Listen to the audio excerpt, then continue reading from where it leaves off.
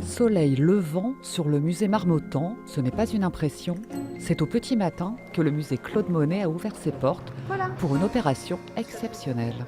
L'œuvre fondatrice de l'impressionnisme va partir en voyage.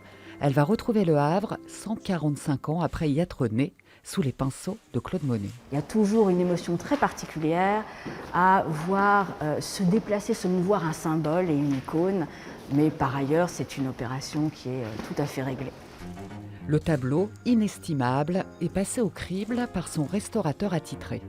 Le spécialiste inspecte chaque détail avant de délivrer le constat d'état. Impression Soleil levant va pouvoir rejoindre Le Havre.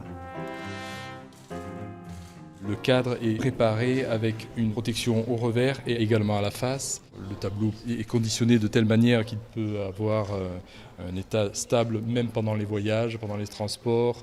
C'est un tableau qui a voyagé au bout du monde, évidemment, donc en Chine, au Japon. Une reconnaissance internationale mais tardive.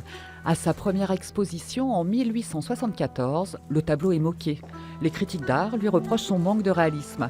Il sera ensuite oublié et ce n'est qu'en 1960 que la marine est redécouverte. La voilà promue icône de l'impressionnisme. C'est l'œuvre d'un artiste qui peint comme un peintre japonais, qui va chasser le motif du paysage et qui, en quelques coups de pinceau, va pouvoir l'immortaliser sur la toile. Déplacez-vous, allez le voir, vous verrez que la palette de Monet, c'est une palette très vive, extrêmement audacieuse, avec des verts, avec des bleus, avec cet orangé. C'est une véritable poésie. Le temps de son escapade, Impression Soleil levant est remplacé par Le Pont de l'Europe Gare Saint-Lazare. Cette toile était auparavant considérée comme le chef-d'œuvre de Claude Monet. La vue du port du Havre l'a supplantée et elle sera enfin visible porte Océane dès dimanche. Ce sera assurément l'un des moments forts des 500 ans de la ville.